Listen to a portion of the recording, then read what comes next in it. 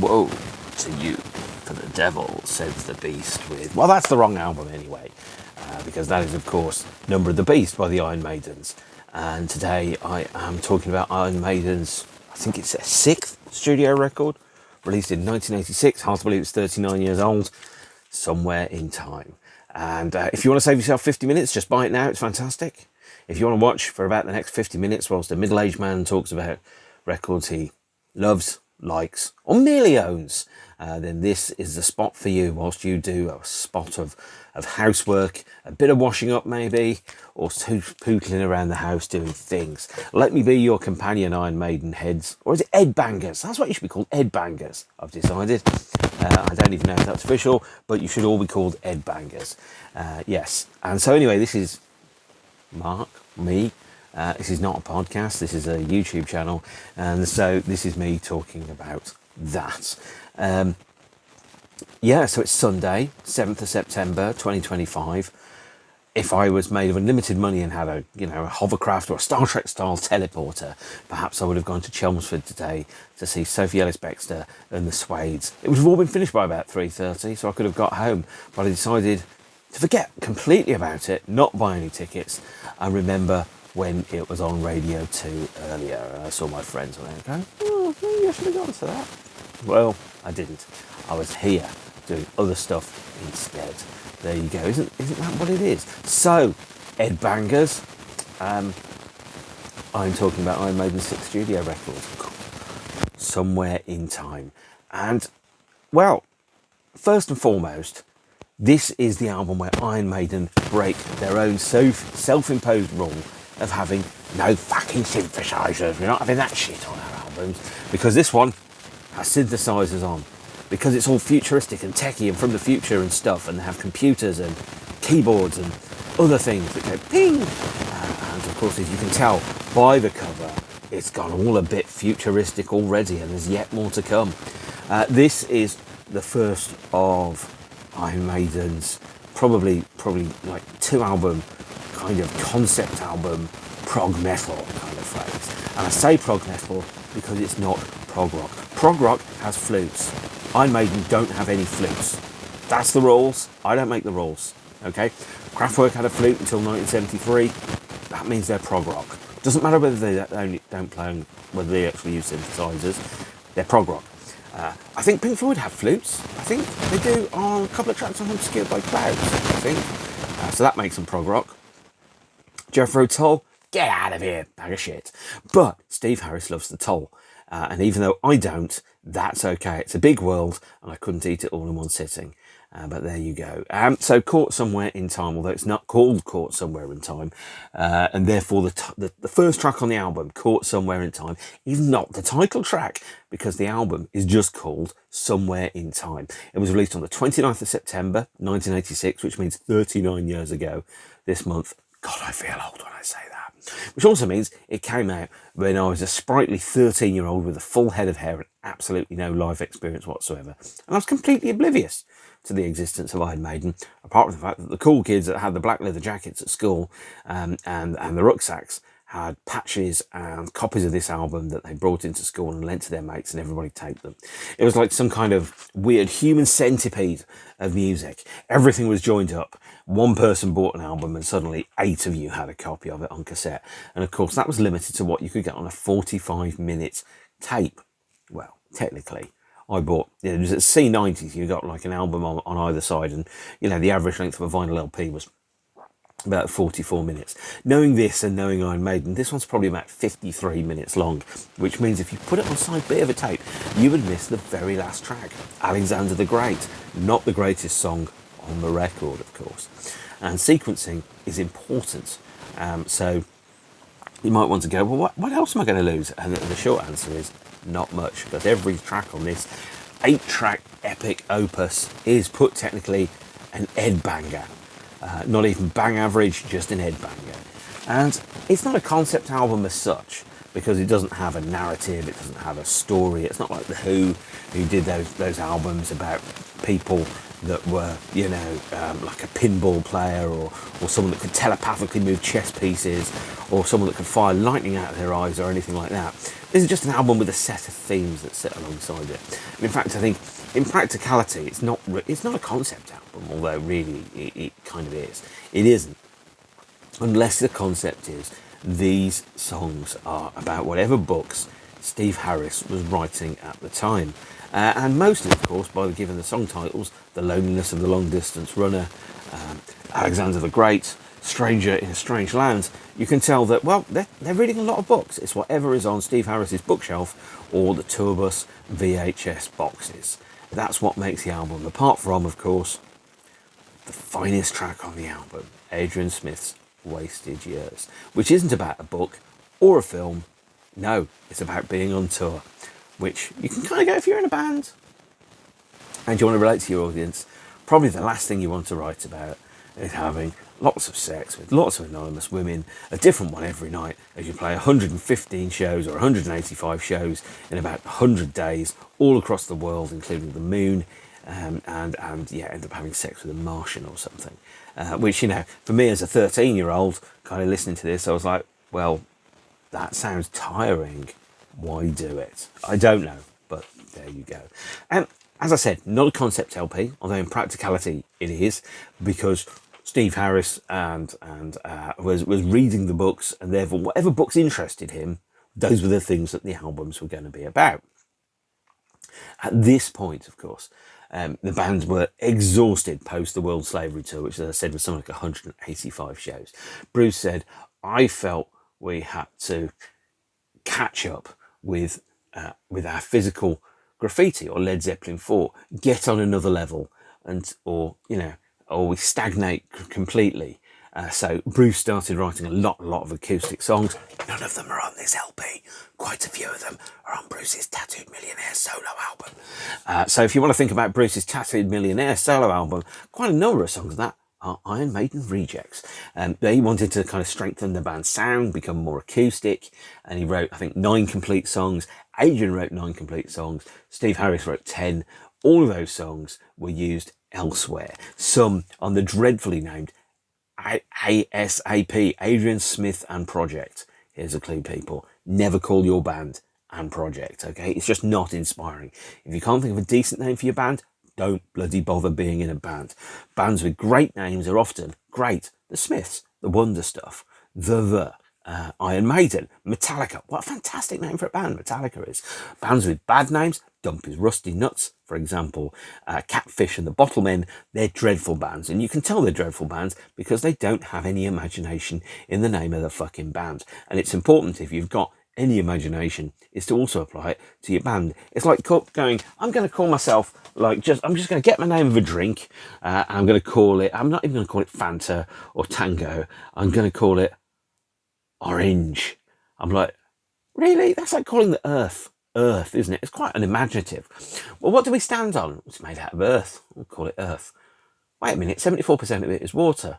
Oh, but we're standing on Earth. We'll call the planet Earth. It's like, really? No, you've got to have a good name for your band. Otherwise, your band is going to be terrible. Of course, I like some bands with some terrible names. I'm not telling you which ones, because I can't think of any right now. But there you are. When it got to the album itself, there were no songs by Bruce. In fact, the writing credits are fairly clear. Steve Harris, Adrian Smith, really the only 2 writers that are on there. Not even a Bruce Dickinson co-write.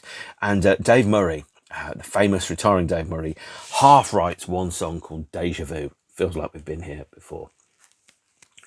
Steve said of Bruce's intention to go fully acoustic with this is, I thought he'd lost the plot completely. He was so burnt out that anyone would... it was the most burnt out of anyone at the end of the tour. Adrian was bringing in complete, full songs to the band. Going, there, that's a song, that's a song, that's a song. And the band were going, right, well, we'll try them. And in some cases, the band decided, actually, that song, some members of the band decided we're not even going to learn the songs. So And this is where we get to, I think, That Girl, which is the B-side of the second single from the album, Stranger in a Strange Land, which, by the way, has the funkiest bass line of any Iron Maiden track. Was, I think, written completely by Adrian. So much so that Dave Murray and Steve Harris didn't want to learn the song, couldn't be bothered to play the song, couldn't be bothered to learn the song. So the B-side is actually Adrian, Bruce on backing vocals, and Nico McBrain, which is, yeah, well, I guess that's a band, isn't it? It's just Adrian Smith and Project. Whereas the other B-sides, for example, some of them were written fully by band members, and some of them weren't. And Adrian takes lead vocals on two of the B-sides, I believe, Reach Out and That Girl. And then you kind of go, wow, I wasn't expecting that.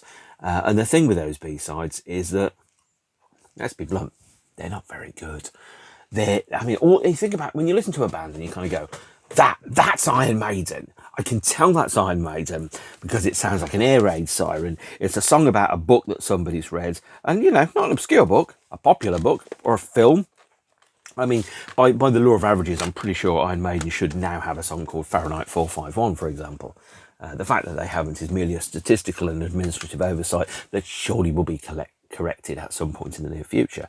But by the time that you got to the B-sides for Wasted Years and Stranger in a Strange Land, here available on the first 10 years, 10 CD singles reissue project, we had Reach Out, That Girl, and Juanita. Not great songs. Reach Out was written by Dave Colwell of Bad Company, and the lead vocals on Reach Out are by the Adrian of Smith.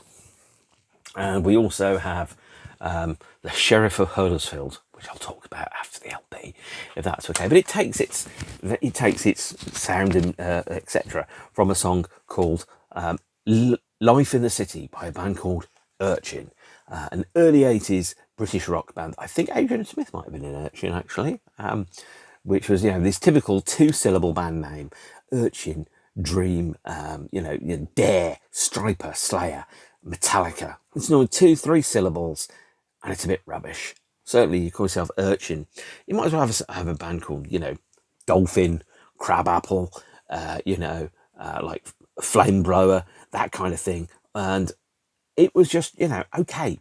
But all the things that made Iron Maiden great were not the things that were on the B-sides. That is That Girl and Juanita and Reach Out. Sheriff of Huddersfield is fantastic for reasons that I will later explain, because I have no time to explain right now. I have to talk about the album. Iron Maiden, at this point, were in the enviable position of having complete financial control. They were self-financing LPs.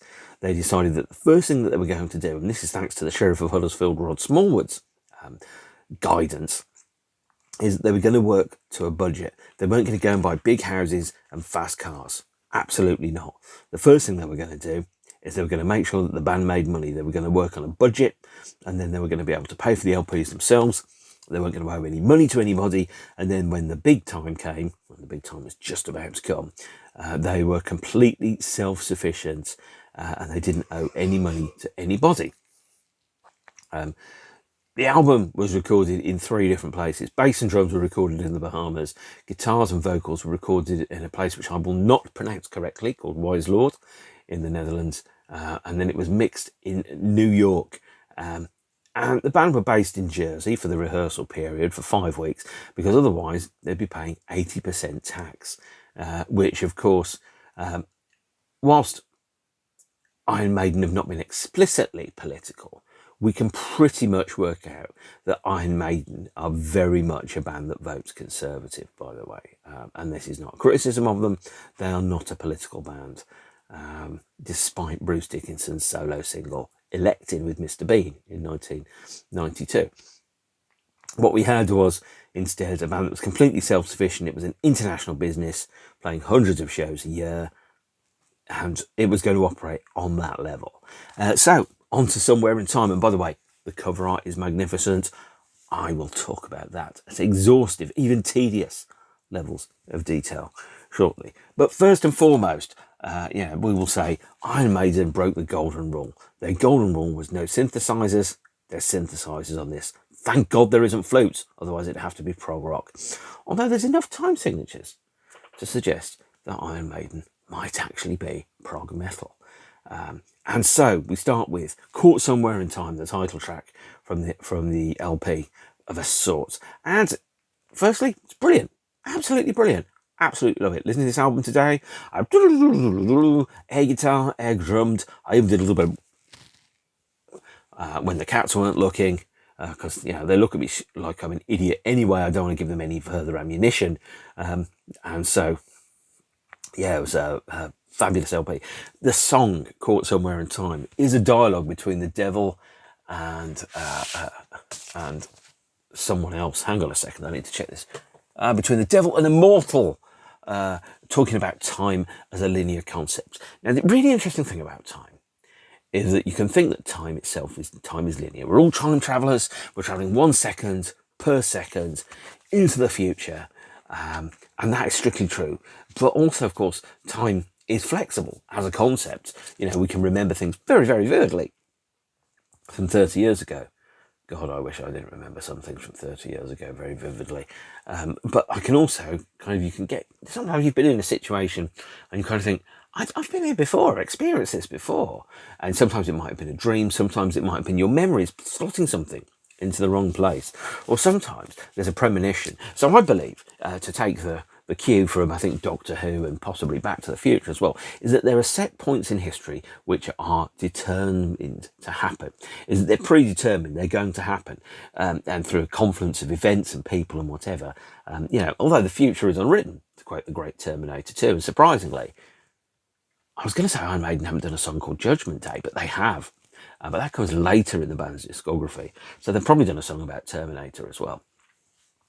I think it was one of the B-sides around about Man on the Edge period, actually, which is something I'll get to shortly. And for the record, Blaze Bayley is a fantastic singer. And if you disagree with me, you are wrong and I am right. Of course, if you go, ooh, you go, that guy that sounds like Bruce Dickinson, but doesn't on some of the Iron Maiden songs. Anyway, that I believe that in the concept of time whilst linear and advancing 1 second per second, there are set points in history which are predetermined, that are bound to happen. And no matter how things play out, there's always going to be an event. So you could say, well, yeah, let's go back in time and kill Hitler. Surprisingly, it took Doctor Who a long time to get to that point.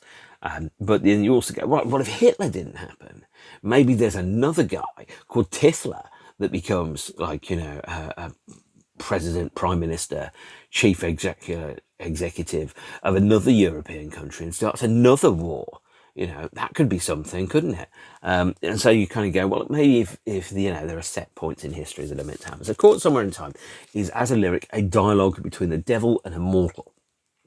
The idea of selling your soul, like Robert Johnson did at the Crossroads, allegedly. And also kind of inspired by the 1979 film, which I believe starred, I think it's Roddy McDowall and Christopher Reeve, called Time After Time, but I could be wrong. And, the lyrics are Caught Somewhere in Time. They're pretty straightforward, about just, if you had the time to lose, an open mind and time to choose, would you care to take a look? Or can you read me like a book? Well, okay, so this is a pretty standard, basic, not high literature level of AABB rhyming structure, if you want to get technical about it. At the same point, this is these people. Then we're not looking at the T.S. Eliot or the the E.E. Cummings of heavy metal here. Not even the Neil Peart, actually. This is basically sixth form poetry. And when I was in my sixth form, I read a lot of poetry, and some of it was nowhere near as good as this. But then, of course, it gives the game away the second verse, which is, can I tempt you? Come with me. Be devil may care. Fulfill your dream. If I said I'd take you there, would you go? Would you be scared? So again, make you an offer you can't refuse. You've only got your soul to lose eternally. Let yourself go. Well, we'll find out what happens later on in the album, or maybe in a future album, because the subsequent Iron Maiden album, Seventh Son of a Seventh Son, he rates very, very high on the whole Satanism thing. This one, not so much. We'll get to the swarm scale later. By the way, in the swarm scale, just for reference, I've got it written over here: sorcery and ghosts, war and history, armaments and violence, religion and misogyny. I know you're all itching to find out what the score is around there. Where on the Iron Maiden offensometer does Somewhere in Time sit? Well, I'll tell you in about 20 to 30 minutes time. Wasted Years, the first single to be released from the album, an absolute barnstorming classic. The first Iron Maiden single, I think, not to have a writing credit at all, from Sir Steve of Harris, written entirely by Adrian Smith. And this got to number 18 in the UK pop charts. It's backed with, as I've mentioned before, Reach Out and Sheriff of Huddersfield, also known as Life in the City by Urchin. And this is a song that kind of outlines really, effectively, one of those road songs. And if you write songs about the road and the road becomes my bride, you have to be careful what you're writing about. Because I said it's quite alienating. So if you, like me, 13-year-old, never even held a girl's hand, because I went to an all-boys school. And despite what some people might think, for about 5 years, I didn't talk to anyone who was a woman or a girl who wasn't either one of my friend's sisters or one of my friend's mums or a relative or somebody who served me in a shop. I was a shy, gawky 13-year-old. I was an headbanger, and Iron Maiden were my best friends. They just didn't know it. But, Wasted Years. So again, Wasted Years has this lyric around, from the coast of gold across the seven seas, I'm travelling on far and wide, and now it seems I'm just a stranger to myself and all the things I sometimes do. It isn't me, but it's someone else. And I mean, by the way, you're going, firstly, dude, Adrian, what books have you been reading? Haven't you read a book? Have you heard of a book? You're writing about your own life. Are you okay, hon? But also kind of going, hang on, you're writing about feelings. Iron Maiden don't do feelings. They're British. They're repressed. They do like monsters, ghosts, war films, clippity-clop stuff, and things about war. What are you doing talking about feelings? Because you remember in earlier on in the band's career when he said he'd never killed a woman before, but he knows how it feels. That's not really talking about feelings. He's making that up. It's a thing called an imagination, and sometimes people don't write autobiography. But then, of course, he closes his eyes and thinks of home, and another city goes by in the night. And funny how it is, you never miss it till it's gone away, and my heart is lying there and will be till my die. So basically, Adrian's homesick. Well, dude, you've been to Hawaii for work, and I have only been to Preston. So it's difficult to feel fully sympathetic sometimes, of course. And then, of course, there's too much time on my hands. I've got you on my mind. When I can't find the words to say, it's hard to make it through another day. It makes me want to cry and throw my hands up in the sky. So Wasted Years. It's clearly a song about missing somebody, missing home, missing your nice cup of tea and your pint of warm, crappy lager down at, the Ruskin Arms. It's a great song. It's a classic rock song. But like many Iron Maiden songs, almost impossible to cover and do well. I imagine Wasted Years would probably be, if you want to be a sensitive singer-songwriter with an acoustic guitar, Wasted Years is almost definitely the one you're going to pick. You're certainly not going to pick Can I Play With Madness or Bring Your Daughter to the Slaughter. But yeah, Wasted Years is a classic. Absolutely love it. I saw them play it live this year when I saw them play the London Stadium on the 28th of June. Fantastic gig. Wasted Years, I think, was the last song in the set. But it's about travel sickness. It's about homesickness. It's a very mainstream song. It's very obvious.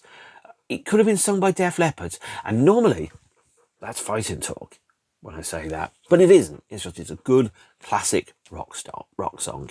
And yeah, it flattens out some of the idiosyncrasies of being an Iron Maidener. But that's not it. It's a great classic rock song. And that shows itself. By the way, on the DVD of Maiden England 88, there is the 12 Wasted Years documentary, which was a sell-through VHS released in 1987. It features a interesting TV performance in Germany by the band where they are, to put bluntly, fucking about. and none of them stick to the same instrument apart from Adrian Smith. Nico does a bit of vocals, Steve is on drums, that type of thing. So it's a strange and unusual performance, quite funny. Hopefully it's on YouTube, because I'm going to try and link to it down there in a minute. Third track, Sea of Madness. Okay, so this is another one of Steve's choices, and this one is about, and let me see what it's about. It's about Sea of Madness. Well, I don't quite know. It's got the same themes. So some repetitive themes that we have in the album about selling your soul, angels, devils, gamblers, etc. Time travel, a Sea of Madness. You know, it kind of explores your tenuous grip upon reality. And is it good? Yeah. Is it great? No. Does it have Bruce doing something? Histrionics? Oh yes, in spades, and therefore that makes it a great Iron Maiden song. Yeah, that's about all I've got to say about it. Then we've got Heaven Can Wait, track 4. Track 4. There you go. Not track 5, track 4. Track 4 is Heaven Can Wait. Well, technically that is 4 fingers. Up, because this one here is a thumb, but obviously sometimes think about, you know, when people get 3 finger discount, you know, 5 finger discount, you don't have 5 fingers. You know, most people have 8 plus 2 thumbs. Don't know where I'm going with that. Strap on in tight, because other irrelevancies are about to appear. But yeah, Heaven Can Wait is the song that I think Iron Maiden have probably played most consistently from this album. So, for example, it was a staple of the non-Bruce years in 1995 and 1998, as far as I can tell. It's a setlist regular. It is written by Steve, about an out-of-body experience. Not sure if he experienced it himself, or again, read about it in a book, or saw it on one of his VHS tapes in the tourbus, probably driving between, I don't know, Oklahoma and Tulsa in 1985 to go and play the Enormodrome there for the 3rd time. It's about an out-of-body experience, and the out-of-body experience is the kind of the concept of fighting death, of going, I'm not ready to die yet. And yeah, I haven't had an out-of-body experience. I've read about people that have, and I know that they are real. Again, dealing with the concepts of mortality and a near-death experience, which is obviously been talked about, obviously in the so-called title track, Caught Somewhere in Time, and also a couple of other tracks on the LP. Mortality weighs heavy on this particular album. And Heaven Can Wait, by the way, has backing vocals from, and let me just quickly check and see if I can find it on here. And of course it doesn't tell me, except in tiny, tiny letters somewhere that I can't quite see. Presumably the entire population of a pub somewhere. I was going to say the entire population of Hackney, but that's not true, because the entire population of Hackney is a side band that played one whole gig in December 1985. That's a different story. Nonetheless, Heaven Can Wait is one of the strongest songs on the album. It has, and lots of songs seem to have this, that bit where you can sing along. Like, for example, when you think of Freddie Mercury, and you're going,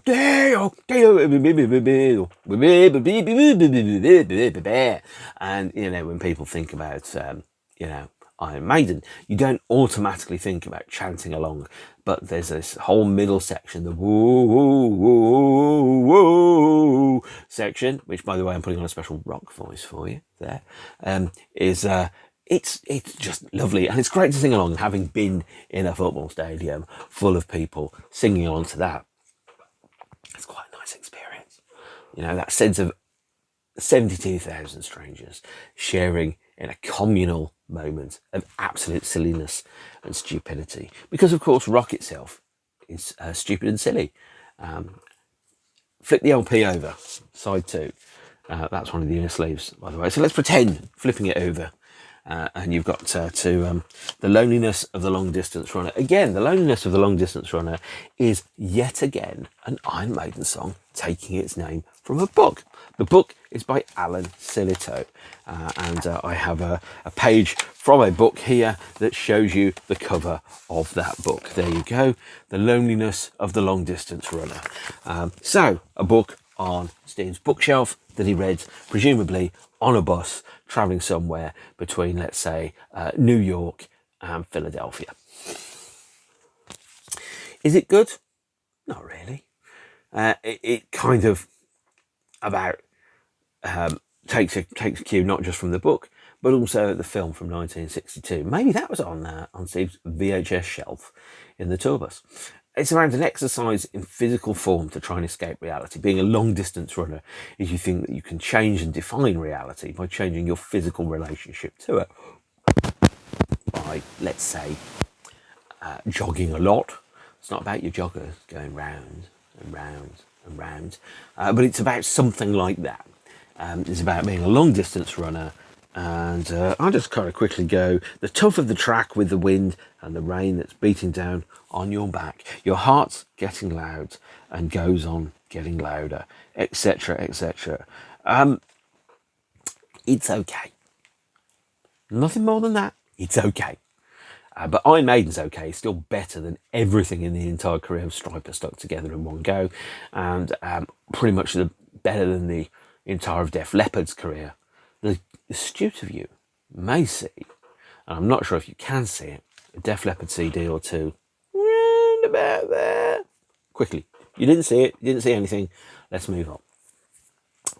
Loneliness of the Long Distance Runner was quoted in 2017 by Paula Radcliffe, who was the 2005 world champion for long distance running at, I think it was an Olympics, who quoted the song in 2017 and said, "Love a bit of Maiden." And it's like, yes, if that's what you're going to do, it's important to know this stuff isn't just for the, your knuckle-dracking headbangers. This is for everyone.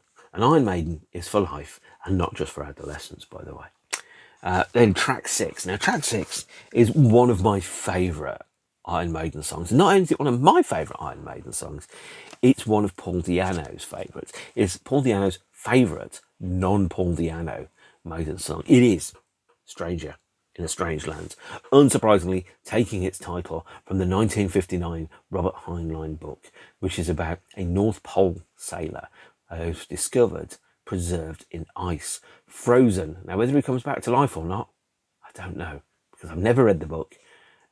But what a great song. It's got the lovely, funkiest bass line in it. It's got a fabulous chorus. The single, by the way, some versions of the single come in a poster sleeve, and this one does. And I'm going to open this because, although I have to tell you now, I haven't actually opened this poster sleeve in a long time. If this whole thing kind of cracks into nothingness right now, I'm blaming you, not me, blaming you, but it opens up into a poster sleeve. And on one side, we have this fabulous picture, which you can blue tack to your bedroom walls as a teenager, of the band, alongside fake signatures of the band on the Somewhere on tour.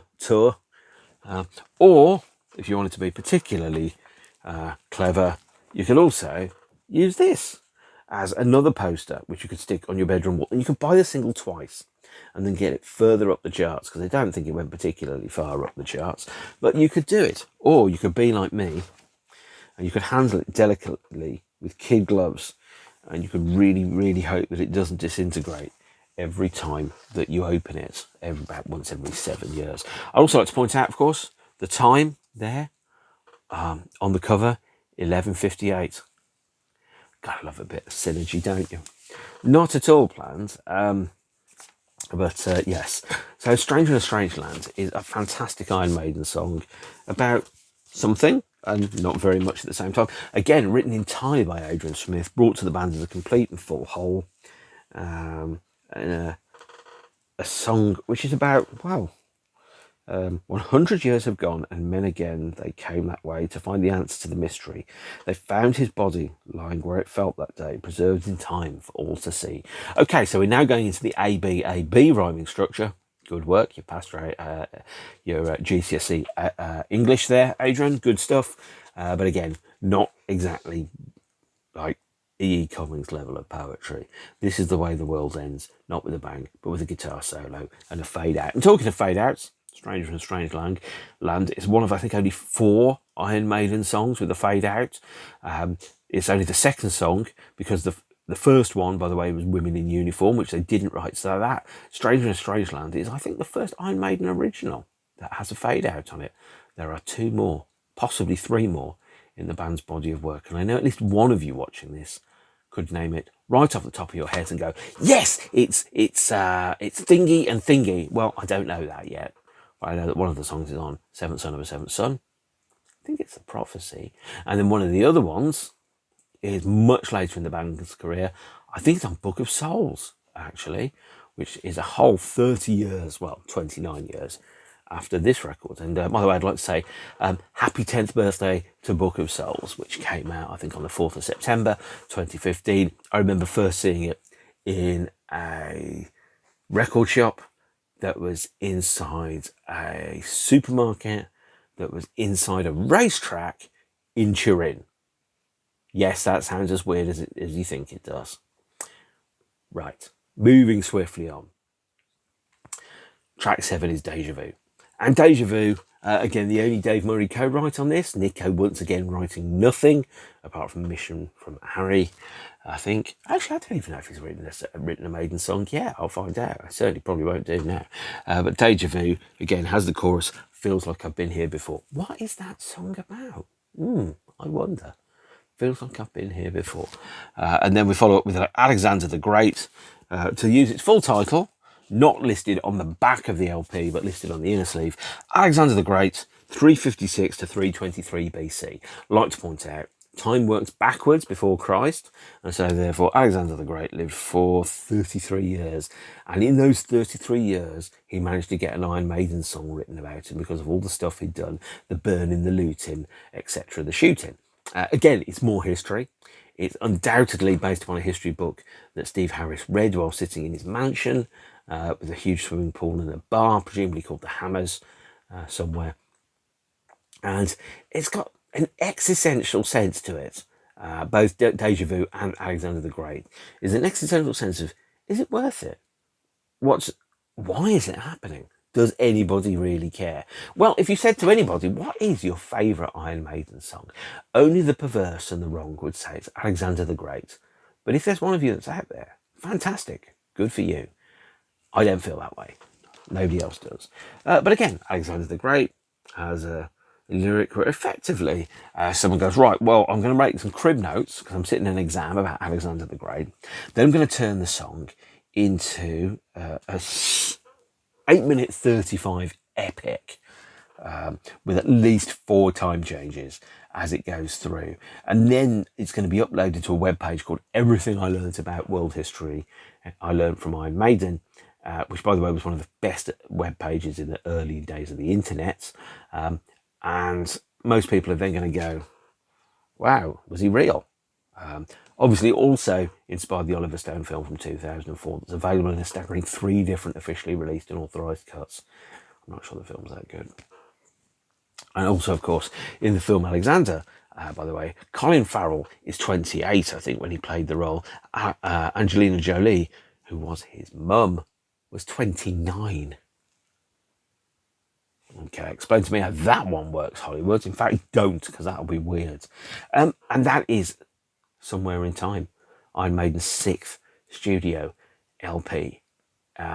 It got to number 1 in the Finnish charts, and as far as I can tell, Finland is extremely very fucking metal, which is backed up by the Finnish people that I have met. Hello there, guys. And it got to number 3 in the UK charts.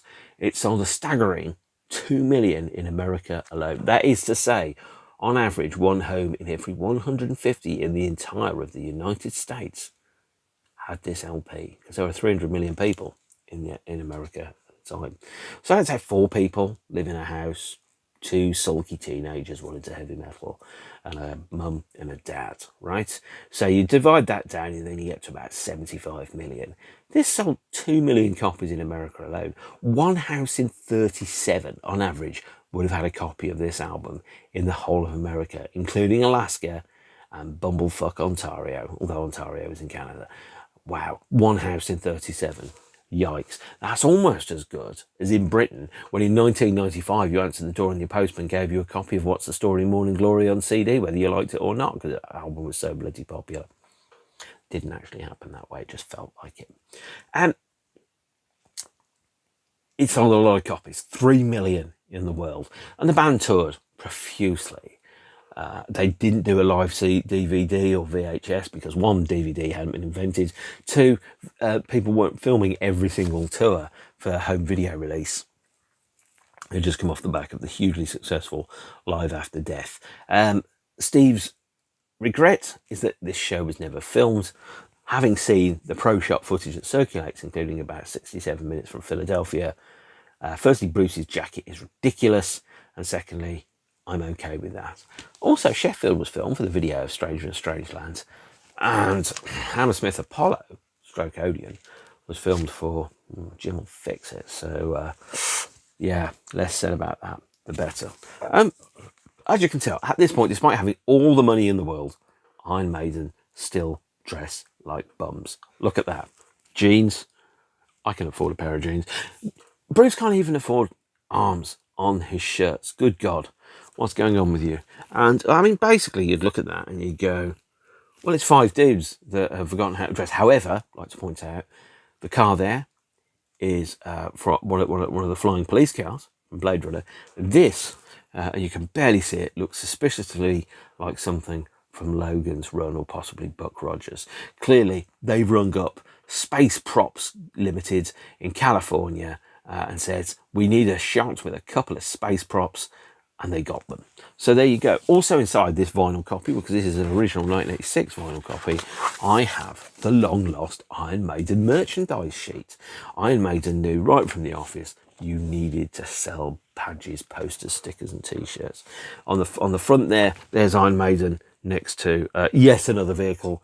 Presumably this one is from Mad Max or something like that, or maybe Space Hunter Adventures in the Forbidden Zone, alongside little pictures of the 6 albums to date. And on the back, a merch sheet. T-shirts, surprisingly, a staggering £6. Good God, if I didn't know, I'd have bought loads of those. Yeah, so there you go. You can buy a badge for £2, a calendar for £1.75. You could ring a telephone hotline. You could send a check. You could get a poster of which the first 500 copies were signed, I believe. Yeah, and that was, quite good, I believe. So the first 500 copies of the Running Free book were signed anyway.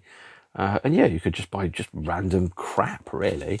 You could even get, and I bet that someone's got this and stuck it on eBay for an astronomical amount of money, a Somewhere in Time watch. There you go, $13.99 for an Iron Maiden Somewhere in Time watch. Good God, don't you wish you had money? There's one thing I could do. If there was one thing I could send back in time, not only would it be the knowledge of certain people that I shouldn't meet, it would also be, I'd send a butt ton of money back to me and go, look, mate, buy an awful lot of old band T-shirts, sit on them and sell them for a bloody fortune when you get older. But there you go. Right, the thing I haven't mentioned so far, the cover.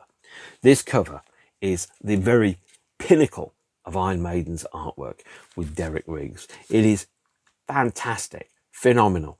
In other words, that sound like they start with F, but don't. It has a total of 37 references to other Iron Maiden releases. So we'll go very quickly on here. There, Iron Maiden, Eddie, that's the cover from the one of the early singles. There is a hand there that's featured from something, and we have let me just quickly go look and see this. So what have we got? We have got Webster's there. That's the name of a bar. We have in the hotel lobby, this lobby here, it says backwards, this is a very boring painting. We have someone, what looks like Paul Diano standing there. We have robot women. We have weird and unusual things. We have, what else have we got? I need to go over onto the back because the back's got more stuff on it. Yeah. So, right, let's go onto the back. Because this is, so firstly, that's from Paraslave, isn't it? Yes, it is. There we have Bradbury Towers, named after Ray Bradbury, science fiction writer.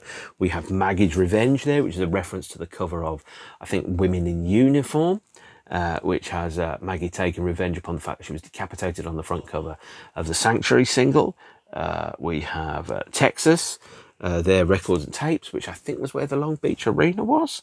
We have Hammerjacks, named after the Hammers. We have Long Beach Arena there. We have the Asimov Foundation on the front.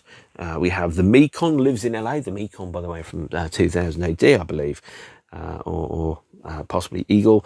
Tyrell Corp there from Blade Runner. Decker's Department Stores. Well, kind of tying in with Deckard from Blade Runner.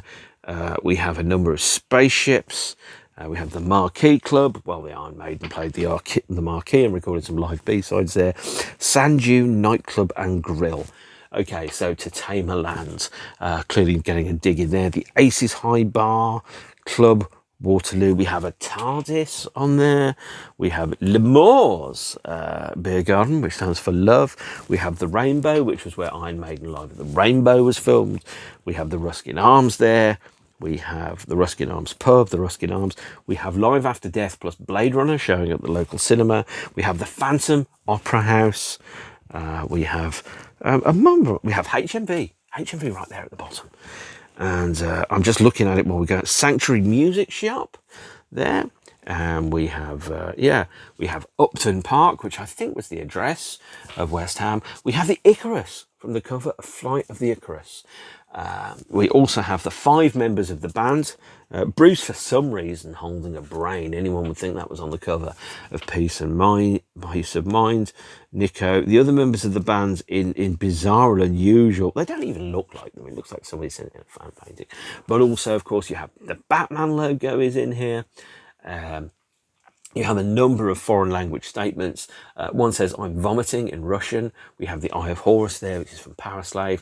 We have a rubbish bin somewhere, which is from the debut album. We have a motorbike, which I think is seen on the cover of one of the early singles. We have a black cat from Live After Death, which is, as we look there, he's just there. A deathly black cat, which is from the cover of Live After Death. Webster's, which I've mentioned here, is EMI's art director. We also have the rig symbol. Naturally, of course, the time on the clock, 23:58, 2 minutes to midnight. And we also have, and I'm going to quickly go through here, the Grim Reaper, somewhere, who appears on Trooper and Live After Death. We have the Philip, played numerous Philip K. Dick references. So the PKD Cinema, Tyrrell Court, Deckard, Bradbury Towers. Bradbury Building, by the way, is where Blade Runner was shot. We have the Ancient Mariner in here. L'Amour is a bar in Brooklyn, which they played many times as they were on their way up. We've got the Icarus in Flames. The West Ham score is, of course, West Ham 7, Arsenal 3. Herbert Ailes there, a reference to Frank Herbert, who wrote June, which became To Tamerland, because they wanted to call the song To Tamerland June, and Frank Herbert refused because he doesn't like the heavy metal rubbish in any band called Iron Maiden. I've got to be stupid.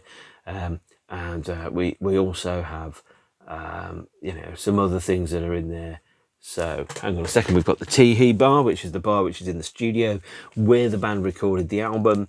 And generally, it's a very, very busy cover. This took, I think, Derek Riggs 3 months to paint, and it drove him slightly mad, according to what I can work out. If there's any Iron Maiden cover that should be a gatefold, this is the fucking one, isn't it? This is the one, and they didn't do it. Still, them's the breaks. You, of course, another way of doing it, buy 2 copies and then put them next to each other and then put them in a frame. And then, whoa, that's sneaky guys. And of course, there you go. So, aside from that, it's a fantastic cover. But it does break the cardinal rule of album covers, which is, would it look good if it was tattooed on you? I've never seen anyone with this Iron Maiden album cover tattooed on them. And I have seen somebody with the Eddie from Seventh Son of a Seventh Son tattooed, almost life size, the same size as the LP, on their back at an Iron Maiden gig. And one, I'm going, wow, I admire that. And the other one is, of all the things, all that work, and you don't even get to see it. Still, I don't judge people. Because, well, of all the Iron Maiden covers to get, that's a biggie, isn't it? It really is. The Seventh Son of a Seventh Son thing.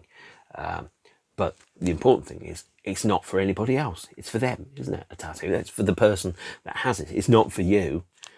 It's for those people. And that's what really, really matters. And of course, there's a lot of Iron Maiden tattoos in the world. And I'm sure if you Google shit Iron Maiden tattoos, you will find loads of them. None as bad as that one as the guy, the Freddie Mercury.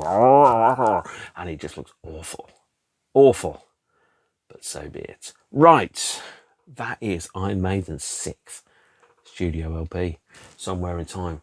What haven't I shown you? The only thing I haven't shown you that I do have, and again, this is not a surprise, CD. There you go, CD. Not exciting at all. It's more difficult to make out on the CD, the really small things that go into the cover. But the cover design, that's quite nice, isn't it? Yeah, it is. Not as good as the label on the vinyl LP. And again, this is an original 1986 battered to shit, scratchy copy. I should know that because I listened to it today. I bought it probably about 30 years ago with that Eddie there on the front, keeping an eye on you. And that's where I'm going to stop the episode, I think. So thanks very much for watching. Take care of yourselves and each other. Be excellent to each other. Stay beautiful. And I will see you all sometime soon. And to end it in true Iron Maiden fashion, some cunt's recording this. Ta-ta. Bye.